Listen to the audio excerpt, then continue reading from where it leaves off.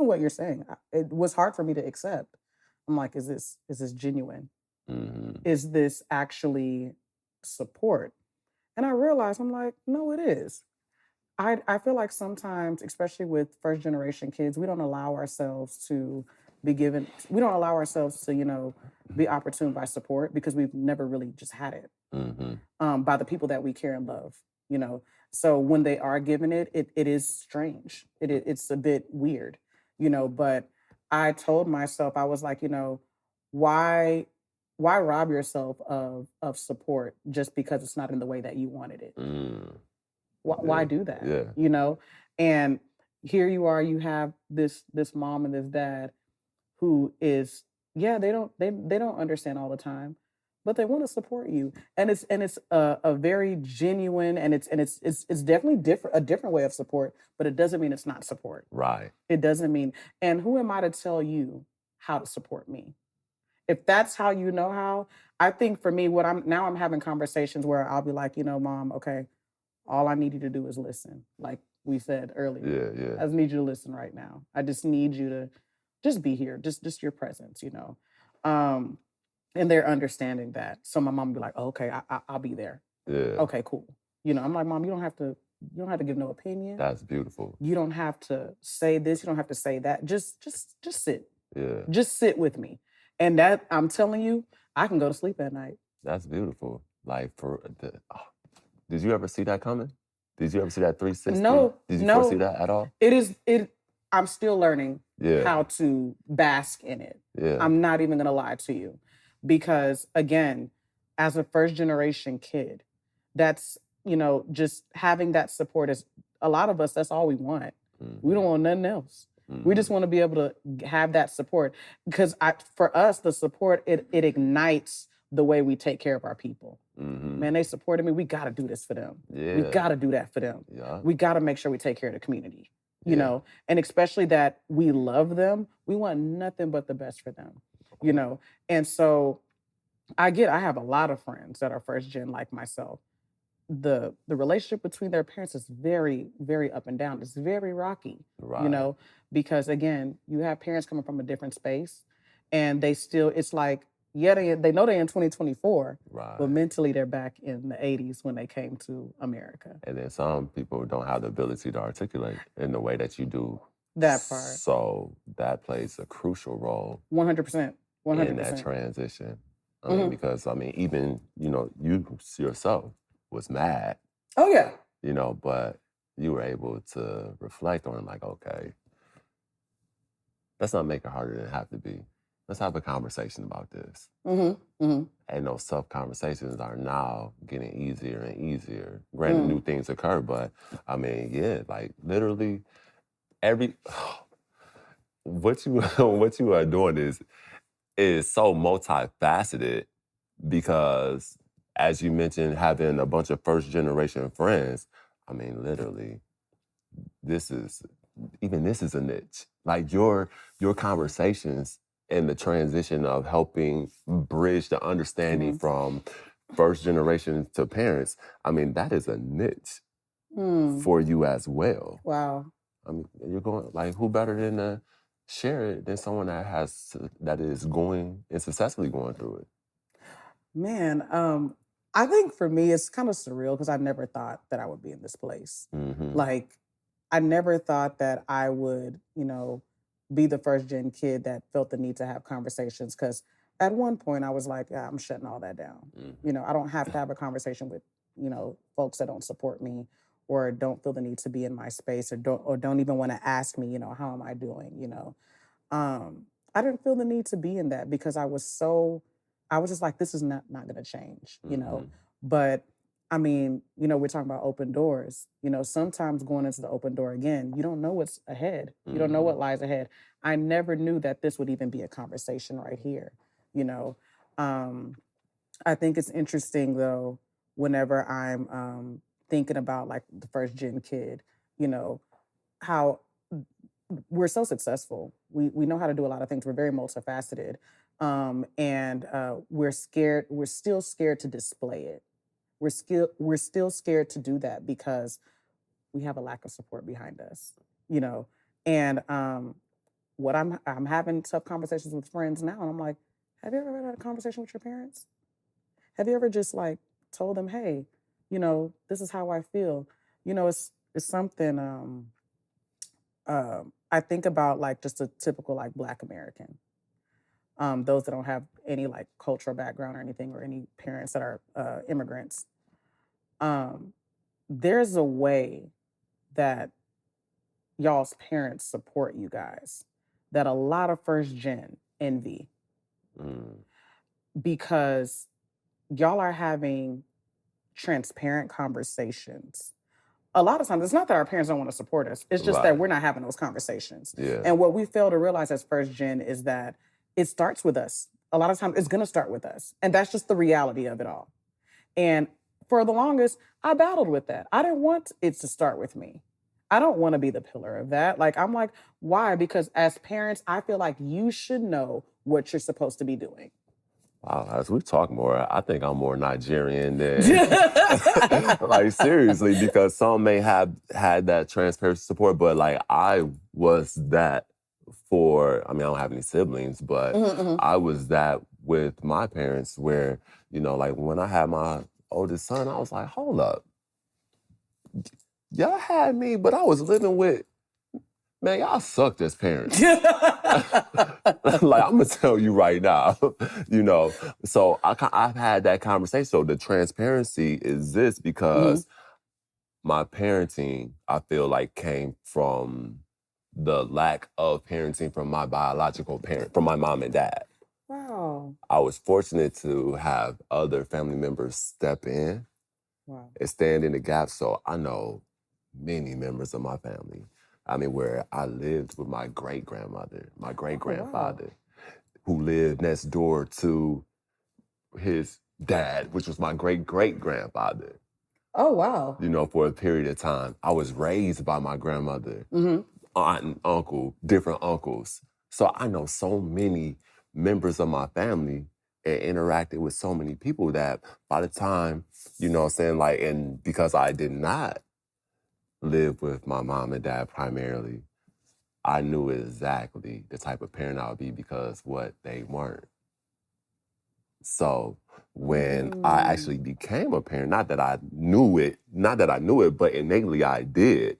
But when I became a parent and I realized what had happened, how they were in a similar situation, and I'm like, y'all chose to let me live with someone else and y'all got able bodies? Like, what is wrong with y'all? Wow. But no judgment though, because I saw the blessing in getting to know all my other family members. Yes.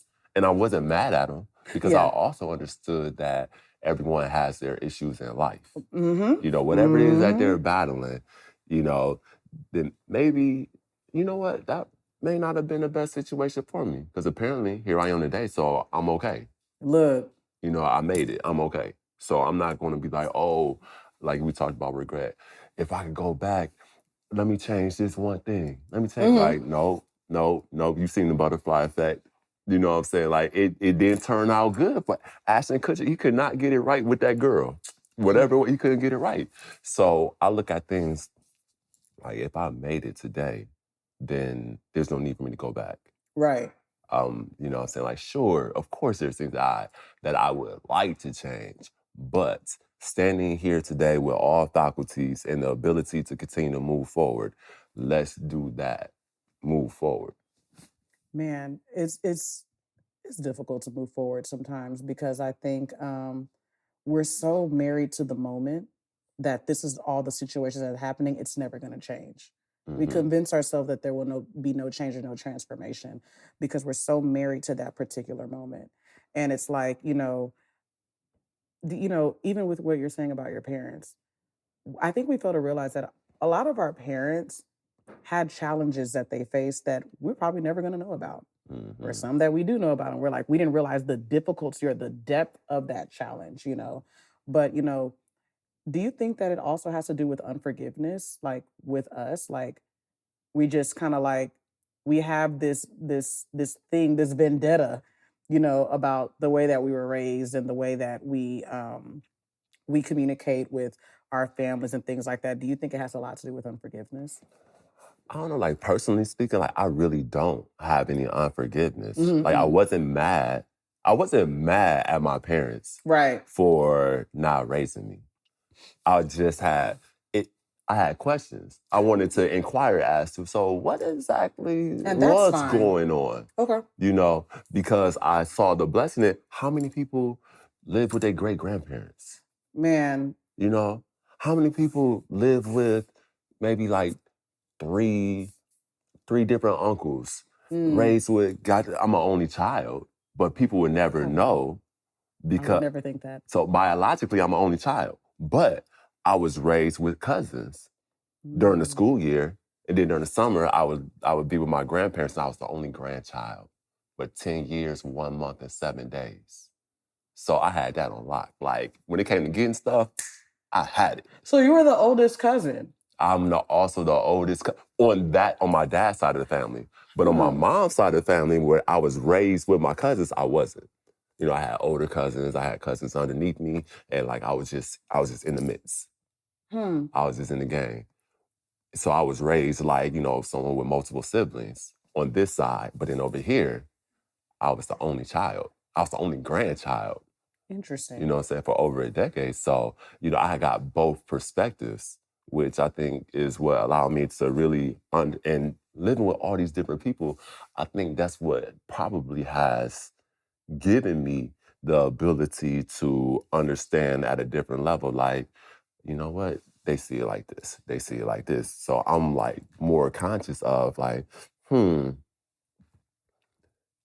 it's not just through my lens that things appear.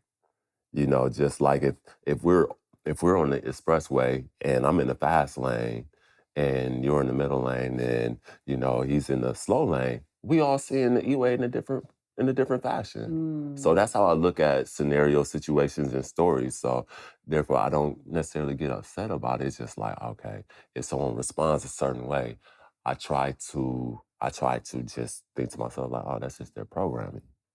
That's beautiful that you're not dealing with that. Like, I mean, I'm not dealing with unforgiveness or anything like that, but I know for a while I was. Yeah, yeah, yeah, It yeah. definitely something I definitely had to overcome, because I think it's kind of like a kid that like people act. My mom's an educator, so she's like sometimes the kids like are just their behavioral situations is just it's just out of whack. It's crazy, that what she's dealing with middle schoolers, and she's like but I always ask myself. So my mom always says I always tell myself what is the background of this child? Yeah, What yeah. is what is causing them? Because I'm sure they're good kids, but we're not seeing that potential because something must be going on at home. Sure enough, when she Mhm. does her research, when she's in tune with it, when she's talking to the counselors or the principals and things like that, or when she's in parent teacher conferences, she's now like, that is the reason behind this. Yup. I can understand why this person does this, or I can understand why they do like this. You know, just doing your research and doing the background. So she's able to be more merciful and more giving to that student because she's Mhm. like, I understand the situation. Mhm. And I know that if my children grew up like this, I don't know how they would respond. And a lot of times, this is why I always tell people, like, and I'm glad that my mom shared that with me because what it taught me is that you're in control of your response. That's it. That's it. That's it. You're in control of your response. You're not in control of the other person. So the other person is responding based on their experience. Mhm. That's just what it is. So what I'm learning is, and even with her sharing with me, it's been teaching me to just be forgiving. Yeah. Be very, very forgiving. Because a lot of people cannot really articulate what they're dealing with and why and things like that. Especially she's dealing with like 11 to 14-year-olds every day, Monday Mhm. through Friday. And they're learning about their feelings, they're learning about all types of stuff. I mean, you have young preteens, teenagers, you know what I'm saying? So it's like just her telling me that I was like, man, I have to be more forgiving. But even in the midst of even me growing up, I had to like forgive my past. I had to forgive when I wasn't necessarily supported when I changed my major. I had to forgive all those little things that I didn't think. I was like, oh, those aren't big deals. I've already walked past it. I mean, I'm older now. It's cool. I'm in my 30s, so it is what it is. And then I'm like, no, it's not. it's not you haven't forgiven that yet. Yeah. You haven't, because every little thing makes you tick. Some things make you cringe. Some things make you upset a little bit because it's just something that reminds you of your past, Mhm. you know? And in my past, per se, it was just the lack of support. Yeah. That's just what it was. And so, but the blessing behind it is that all those things that I felt like I missed, I didn't really miss, Yeah. because I'm experiencing it now, Yeah. where I get to have those loving conversations with my parents. I get to have those hard conversations with my parents, whether we agree or not. It's the fact that I can have it and I can walk away.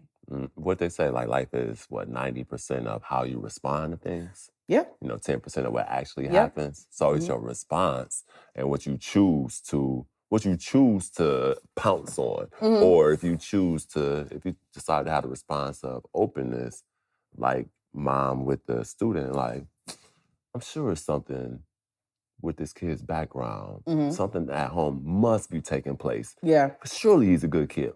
But if she just went off his behavior, I mean, if this was in the days of paddling, she could find herself paddling the kid Facts. just Facts. based off of his behavior, but choosing to, think about a bigger perspective, like, okay, just like you shared the story earlier, like you don't know what's going on with these people. Mm-mm. Get out your head. Please.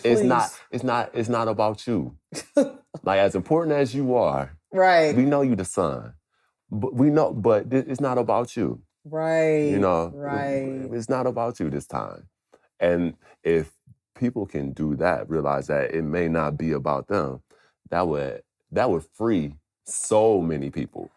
That would keep people from being as upset, angry, anxious, and everything else. Because they just simply realize, okay, maybe it's something else. Like maybe I'm just coming around at the wrong time. Maybe something just happened and now this person is going off.